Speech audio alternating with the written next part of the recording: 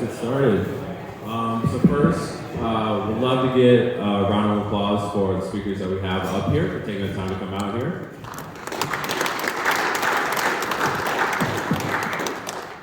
So I'm sure they'll give a more detailed introduction, but I'll just name them off really quickly. We have Omar here, founder and CEO of WeChain. Michael, founder and CEO of DeSci, and Mr. Tim Peterson here, Dr. Peterson, who is a contributor at DeSci. So would first love to kick it off with you guys just giving like a more in-depth intro about yourself and a little bit about a short synopsis of what you're working on and how it contributes to the DeSci ecosystem. I'll kick it off at the end. So I'm Omar, founder and CEO of WeChain. If you watched the last panel, I would like to consider myself a top 10% Eagles fan, so go Birds. At WeChain, what we're trying to do is be a secure data exchange layer. So instead of trying to sort of like rebuild the internet with Web3, we go and weave legacy infrastructure into Web3 by attaching it to databases and giving them Web3 properties. So that could be Web3 security by establishing immutability guarantees by anchoring to the blockchain, proof of X, we like to call it, or X to earn models, and effectively making it so you can transfer tokens for data in a way that doesn't require you building out smart contracts or doing anything like that. Cool. My name is Michael. I'm from New York. Before this, I was at Stanford finishing a PhD in computer science and natural language processing. And I founded DeSci, originally from Polychain, and we are like a Web3 Firebase for Web3. So what that means is like every row in the database is an NFT that can be exchanged for people. So when you come into a data set, when you enter a row into a form online, it automatically mints an NFT for you as your row, and then when you go into your MetaMask, you see all the rows that you have minted across the entire internet. And what's also really cool is like the database is managed by a DAO. So when you submit data into it, there's a multi-sig for that data set, and then the row is either accepted or rejected by the DAO, so you get really, really high quality data in a data set, which can be sold to other people and monetized, and the people who contributed to the data set are also given rewards in USDC. And so we're working together with a couple of different things. We'll go into a little bit more. Oh yeah, so basically it's like a Web3 Firebase. So I'm Tim Peterson. I'm a professor at WashU in School of Medicine, and I'm an entrepreneur and have two companies building therapeutics. And steward of DeSci, which basically means I just kind of help facilitate things. I've been there since the beginning. And I think what's interesting about DeSci is we are a longevity biotech. Essentially, we're not a venture capital firm. We're invest in longevity biotech. And I think longevity is particularly interesting because aging is the number one risk factor for pretty much most common diseases, COVID, of course, you've heard about Alzheimer's, et cetera. And so a lot of people are pursuing a lot of different diseases, but I think longevity means someone who's been in kind of biomedical research for over 2 decades. It's the most interesting to me because it's really subsumes all of everything having to do with medicine, biomedicine, health. So kind of the Mark and recent very cliche comment about software eating the world. I think longevity is going to kind of eat healthcare basically. It's everything when you think about human health. And then so in terms of like crypto angle for DeSci, we do fund traditional products. That's not very kind of Web3-ish, but we of course have a token which enables memberships and a variety of other kind of utility. And then we have these IP NFTs, which are kind of like this organization called Molecule, where we're putting the patents and data sets into IP so that the information can be traded in markets. And so just kind of increase the liquidity, kind of brings the value of debt better with biotech assets, particularly therapeutics and diagnostics. Thank you for those overviews. As I'm sure folks in the audience can see, there's a wide variety of different products that encompass this sector called DeSci. I'd love to hear from each of you, what is the definition of DeSci to you, and how does that reflect what you're building, especially given the fact that when it comes to using data to model things like IP or using data to facilitate things like generalized information exchange. DeSci kind of has this broad scope. Would love to hear, like, how do you guys define it as people who are building in the sector? Yeah, I guess for me it's all about like collaborative or decentralized research, really. So trying to figure out ways that you can have multiple parties contributing data to a common pool that research can be done on top of, and then ideally having researchers actually collaborate on their efforts to sort of prevent as much data hoarding and siloing of research as possible. So imagine you have researchers at UPenn that are doing a study. Maybe they would benefit from collaborating with people at MIT, Stanford, or Dartmouth that are doing the exact same kind of study, right? Instead of each of them trying to find their own little niche data set, let's go and have a collaborative data set between them and figure out ways to share, the IP rights over the data and the research in a way that's fair, but again, it is greater than the sum of the parts because they're doing it together. Yeah, I think to me, DeSci is about accelerating science. So coming from like an academic background and just finishing the PhD, I just realized how slow a lot of science was and how not reproducible it was many times. And I saw a way like DeSci could like really accelerate things in the same way like GitHub accelerates software development. I think like blockchain and new tools can accelerate science. I think the other thing I'd say like I'm excited about is DeSci is doing things that can't really necessarily be done in existing scientific infrastructure. So like clinical trials today are done using, maybe 100 or 1,000 people. But there's like Reddit communities out there with hundreds of thousands of people that all are very, very passionate about a certain thing. So you can't really do a clinical trial with hundreds of thousands of people for cost reasons, logistic reasons. So the power of DeSci is like, we can do things that really aren't doable with existing infrastructure. Yeah, definitely. So I think just to add to that, maybe I think one more side, I think the coordination that's just a key layer. My thoughts. Maybe you keep going and I'll for a second. That sounds good. I think one of the things that's really interesting, and one of the things that I find most compelling about DeSci is kind of the market history of the people who work in it, right? A lot of people that I've met who work in DeSci, which honestly has been a sector that's only really existed for the greater part of like a year and a half, have been working in the medical industry, have been entrepreneurs for multiple decades.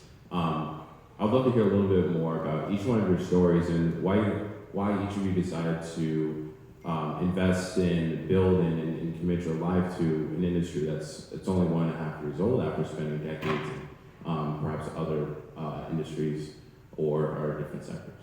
So maybe my thought that I just remembered is, in DeSci basically is the way science should be done, and it's kind of, we all, particularly people at universities, like a lot of us, we should all be working together. I think the major issue is the same with all of crypto, just as the incentives aren't aligned. So we have value. I was at Harvard and MIT before. You deliver a lot of value to these types of universities, and you really don't. You get some because you can put their name on your reputation, on your CV, but you don't really get the value that you kind of put into it. So I think it's the same with all types of crypto projects, not just DeSci. That I think just what's been exciting for me, being, like I said, in several decades kind of into biomedical research, is just finally I feel like we have a way to for people to get the right incentives out of their efforts. And I've been trying to build this space for a long time, and really what was lacking is kind of the critical mass of people involved. So just there wasn't DeSci. The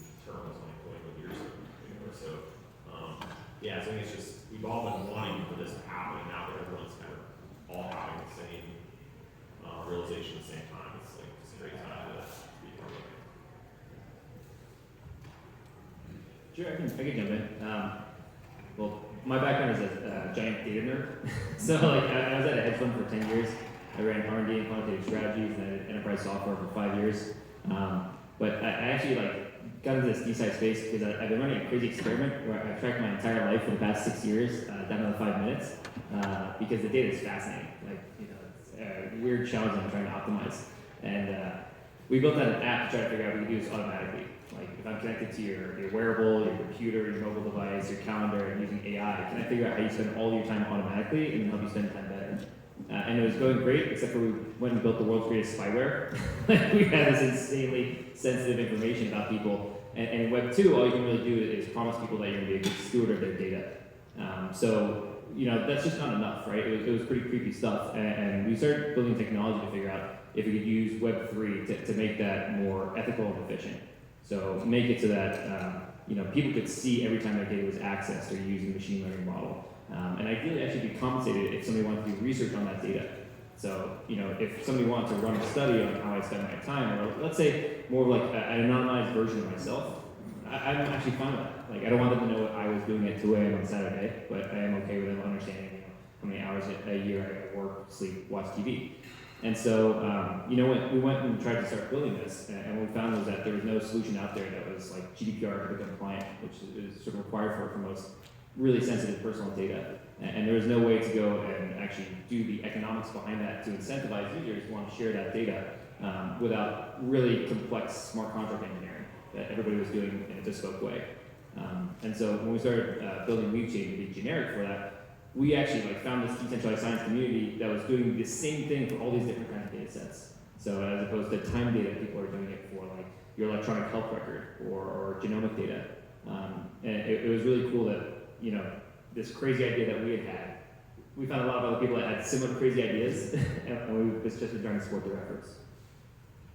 Yeah, I think I got interested in it because I was interested in science and saw that there could probably be there could be a better way of doing science than what we have now with publishing, with funding, with reproducibility, and we didn't necessarily have to be considering just people that went to a university to be a scientist, but there's like a much larger population of people out there who could, with the right tools, with AI, with YouTube, with curiosity, could become scientists in the same way that people who are at universities today. So it'd be about thinking about more broadly how science is done. And I think that was my motivation for getting into it. Can I add one more anecdote? So if you guys have heard of CRISPR, it's this kind of gene editing technology, right? That's revolutionizing everything. So I think this is, I don't even pick on this because it's obviously incredible innovation, but in history, right, there's always kind of one victor or one entity, one group, small group of people, I think. So in the case of CRISPR, there was over 350 papers on CRISPR for over a decade before the paper that gave rise to the Nobel Prize. So not taking anything away from the Nobel Prize and of course all the success that those inventors have, but those, I don't know how many thousands of people that contributed to the development of this, game-changing technology are kind of just lost in the dustbin of history. So I think DeSci offers the promise where people that have contributed all along the way could, be part of that rather than just kind of footnotes in history. Yeah, and this idea of kind of being able to supercharge that social coordination is something that I personally say is a large trend. I know you kind of tapped on this idea of social coordination being a core focus of the sector. And I notice a lot of the kind of emerging DAOs in the ecosystem are all focused on this idea. I'm really curious, what specifically do you think about, DAO infrastructure in DeSci, or simply the idea of using DAOs within the context of DeSci gives rise to this impetus of let's make social coordination better. How are DAOs really enabling this? I'll say maybe simply, I'll keep it simple, you guys can go. Our token helps quite a bit. Of course, helps kind of glue everyone together, line people around one goal. Again, imagine if UPenn had a token, how much, would you share in the value you're creating here? I think it would be a really fascinating experiment. So I think that really helps with coordination. Sure. I'm happy to jump in. I think one of the things that's weird about science today is we think of scientists and they do a lot. They do soup to nuts. And that happens because everyone's in a lab with a PI, so there's a lot of confounding roles that people have to take. But what's cool about a distributed system is that, or look at a Discord, everyone has different badges based on what their role is.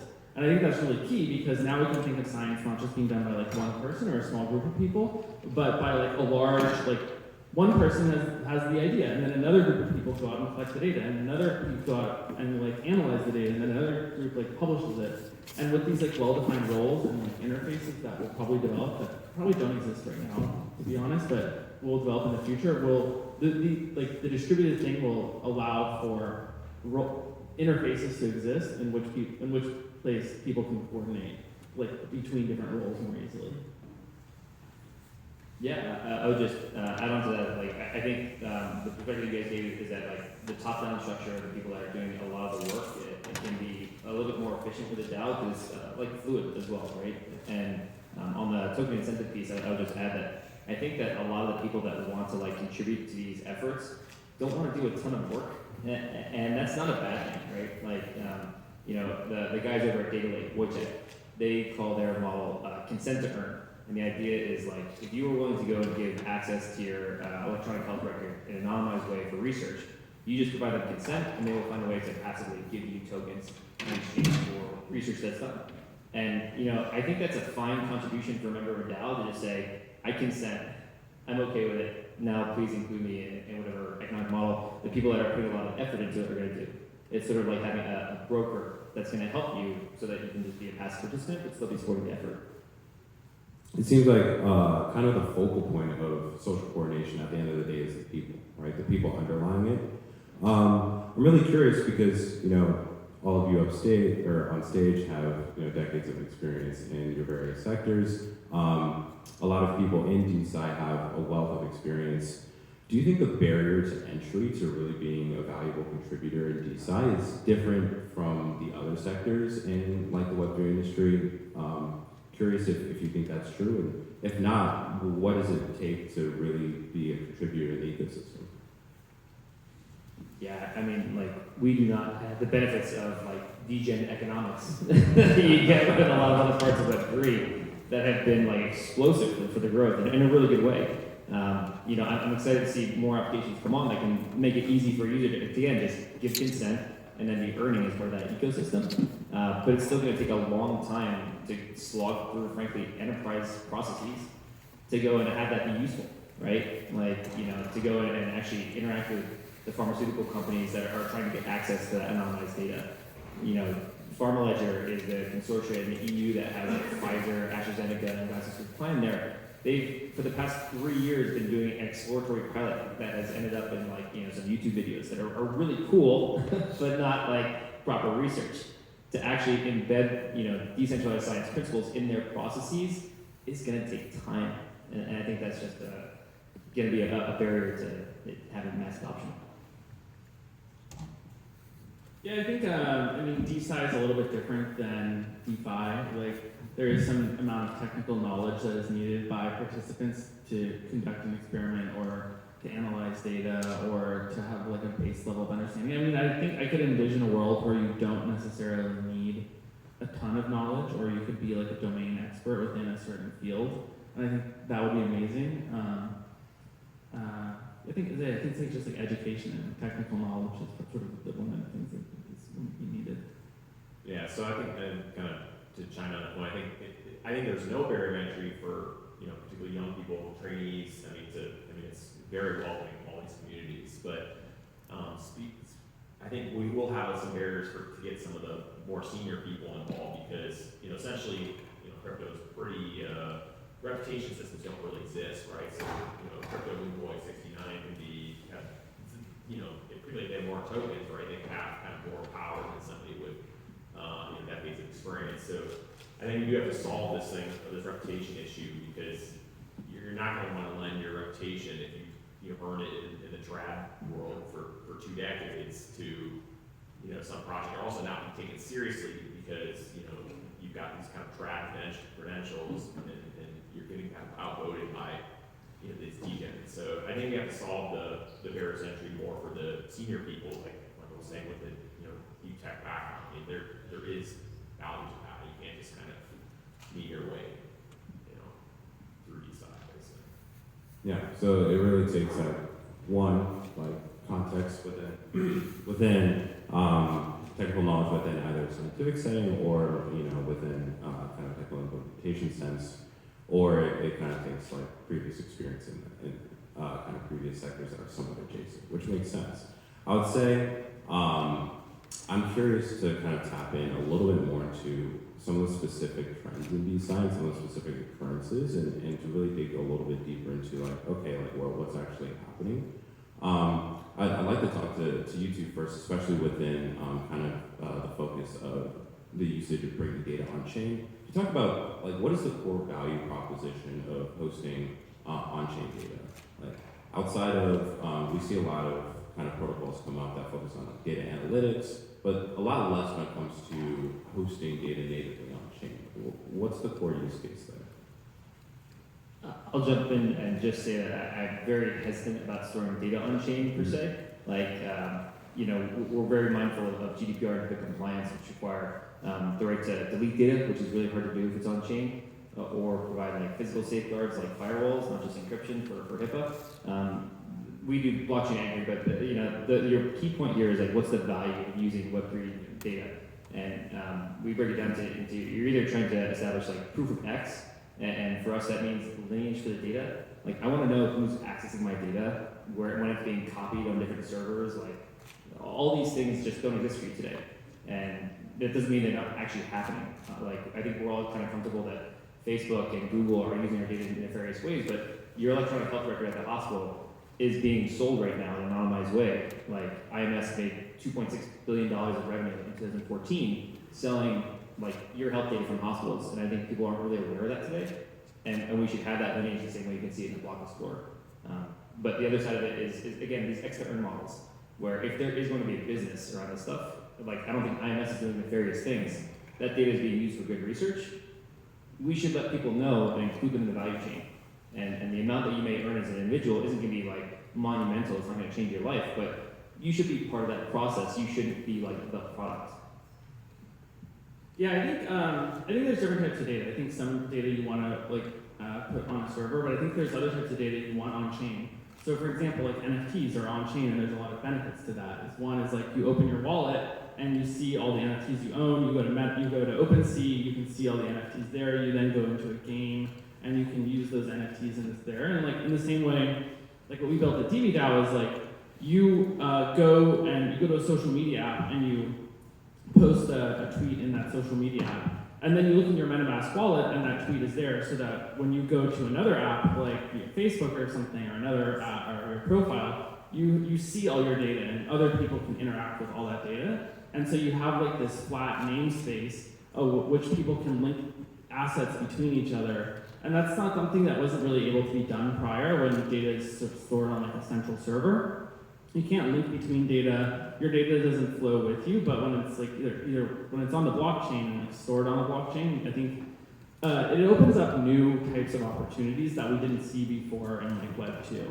So I mean, I think the thing that's exciting is like the types of apps that don't yet exist. Where like I create a row on Booking.com for a hotel, and then I go to Airbnb, and like somehow that's linked to that. And, like there's all sorts of like new types of applications, and I think for the same way like DeSci, like maybe I post a picture of a bird on Twitter, and then I go to some sort of bird watching group, and all my data that I posted on Twitter is now automatically imported.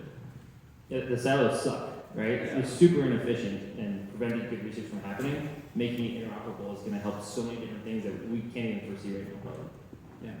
And speaking of making things that were previously impossible possible, I think that's one of the main focuses at DeSci when it comes to creating kind of a crowdsourced way of funding these more kind of upstart projects that may have not gotten the opportunity to be able to access that funding previously.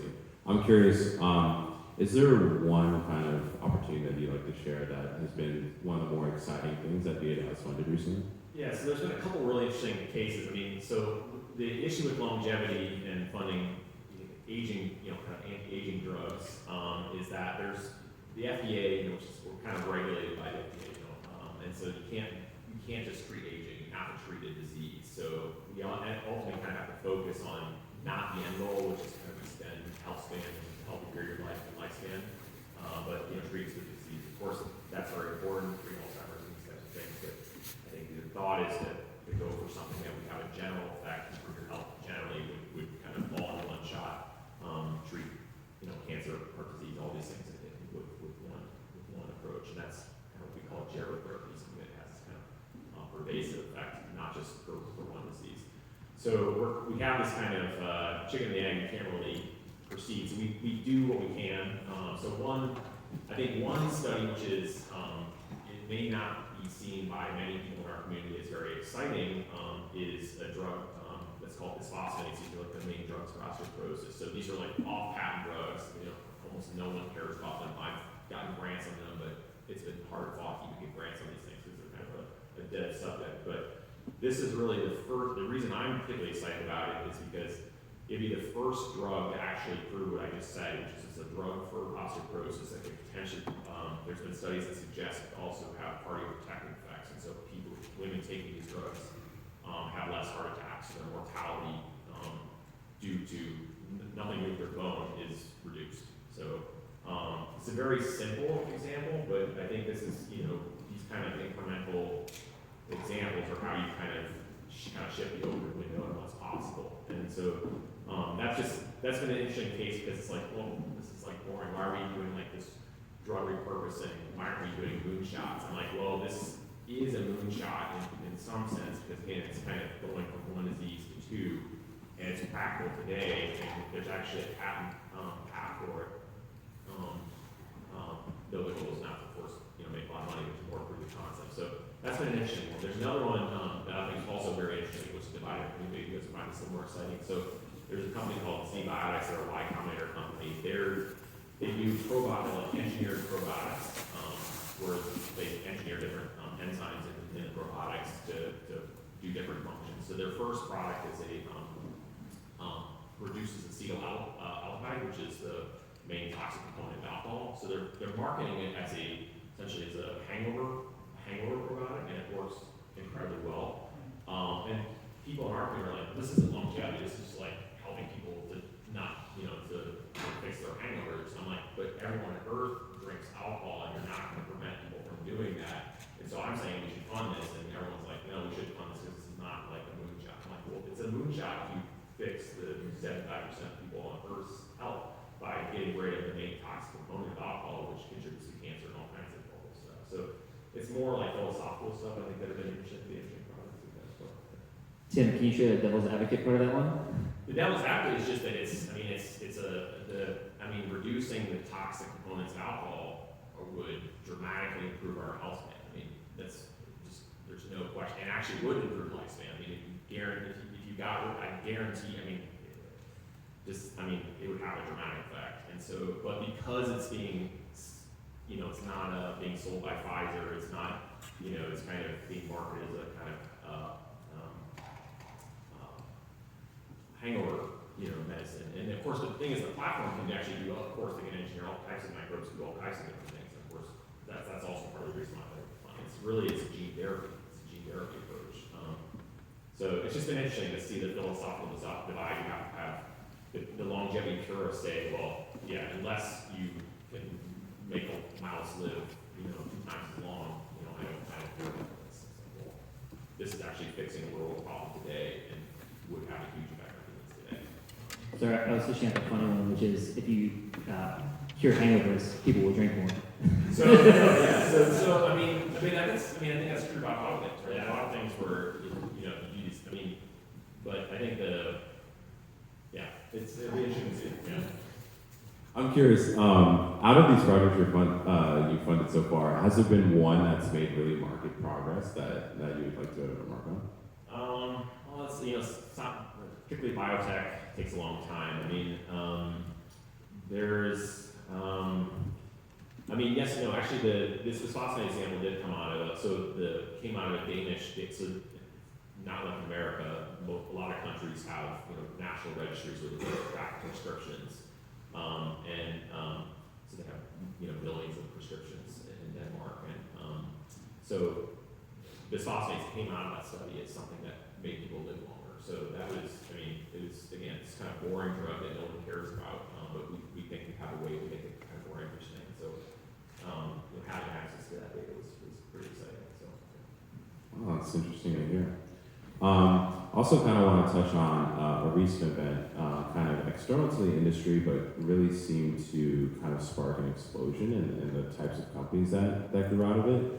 There's a recent October legislative decision in Congress that increased and expanded kind of consumer rights to healthcare data. I'm curious, we've seen an explosion of kind of data solutions in DeSci following that decision. Or Michael, are there certain projects or certain kind of sectors that you think haven't really been tapped into yet that are really compelling and could be tapped into as a result of this decision? Yeah, for sure. I was looking into this again. I found that stat that in 2014, those guys at IMS Health generated $2.6 billion of selling people's health data in an anonymized fashion that people just weren't aware of. And so the regulation makes it really easy for individuals to go and pull their data across all the hospitals they've ever visited into a single electronic health record quickly. Previously, it would be like 6 months and navigating the hospital to try to figure out each bit, and now it's super simple. So a company called One Health lets you go and do this, and they have an app for it, and they literally sold the company 4 days after that regulation was announced.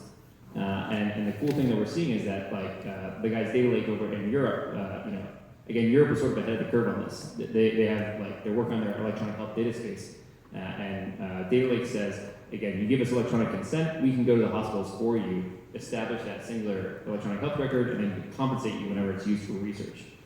That's so much easier than trying to source that data individually from people, from sources that are not as accurate, like your wearables and things like that. And it's going to scale a lot better. They say they have access to 2 million patient records today that they can go and get consent for to bring to these data economies. I want to see that coming to the U.S. as well. But it's going to take time to sort of navigate the regulatory environment. But this is a big step in the right direction to open that data up. Yeah, I mean, it's cool. I was reading up on it also, so they expanded out what is the healthcare record that you're allowed to get. I'm just like an anecdote. When I was in school, I was curious to see what kind of healthcare records they got, so I actually went through the process and signed all the forms, and you get a DVD with all your X-rays, and because they can't email it to you for whatever reason, and so I had to buy it in a DVD player from Amazon because no laptop or computer has it in, obviously. But what I will say is it's very it's confusing. It's like a log of hundreds of pages. It was a lot of pages of I'm not healthy, but just when you go in, it has pages and pages of stuff. So, and I was actually talking to my friend who's a doctor, and she's like, yeah, no doctor's ever going to read through that. And it got me thinking, we probably need tools like AI or something to be able to parse that entire sort of unstructured data set and make it generally usable. I will say also that I think it's useful. I don't know how useful it is will be in DeSci just because it's unstructured and not maybe so relevant. And I just wanted to touch on a quick thing of how other types of patient portals are existing. So we recently started working with HairDAO, which is a DAO for hair loss. And what's really cool is they've created this whole patient portal that's powered by DBDAO, where they're testing out different trials of drugs and in a very well-structured way. And they're leveraging the power of this 150,000 person Reddit community who are all very interested in this subject. So I don't know that we have to rely on the existing infrastructure too much. There is possible ways to recreate data sets fairly quickly. We're also working with Altaflora to do epilepsy DAO for parents whose kids have epilepsy. They find out when they give them CBD, it can help to reduce that. So that's a clinical trial that will never be done in a hospital or a government setting. So I don't know that we have to get too head over heels about trying to fit DeSci into the existing infrastructure, because then we're just recreating that. I think it's probably a better idea to look into other types of data sets or other types of communities that exist and how we can empower them and test new things out that aren't being tested out within the existing system. And with that being said, one last thing I kind of wanted to touch on along this kind of idea of the kind of untapped things in DeSci. What are one of the most compelling trends that you see, either you think are now currently happening in DeSci, or you think are going to be the trend for the next 3, maybe 5 years, that you find the most exciting and you're looking forward to contribute? I love the consent to earn stuff. Again, I think in the best kind of way, people are lazy, but they want to help. You want to feel like you're contributing to a larger mission, but if it can just be, I click this button, and then you can go up and figure everything out for me and do it in an ethical way, you're going to get a lot of grassroots movement supporting these causes. I would say the elimination of the human scientist in favor of ChatGPT scientists.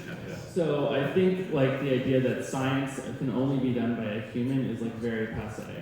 and we should be thinking about how can we have research assistants that are ChatGPT or PIs that are ChatGPT, and how do we use large language models to augment the scientific process. So like, just for fun, I built this little thing that it was like a ChatGPT research scientist, and it basically said like, come up with a hypothesis, and it came with a bunch of, come up with like a research question, and it came with a bunch of research questions, and I just like, number 2. And then I was like, come up with a bunch of hypotheses, and then it came with a hypothesis. And then I was like, generate a research method, and it generated instructions of things. And this was just for a baking soda and vinegar volcano, so very simple. And then I was like, what kind of data do you want me to collect? And it's like, here's the data I want you to collect. So then I collected the data, I did the experiment, and then I was like, write up the research report, and I wrote the whole thing up. And I was like, okay, so basically you can automate the entire like scientific process of like question, research, hypothesis, methods, results, conclusion. And I think we need, so getting back to the example of the healthcare records, like we need to be thinking about how AI fits into like the DeSci game, and how we can like leverage this like world-changing technology so that we're not just like recreating the existing like academic system that previously existed, but how do we use like AI? And that fits really nicely so the FDA just released this thing recently, called the FDA Modernization Act. So a lot of, there's this kind of joke in medicine and biopharma that essentially the drug discovery takes longer and costs more money basically every year.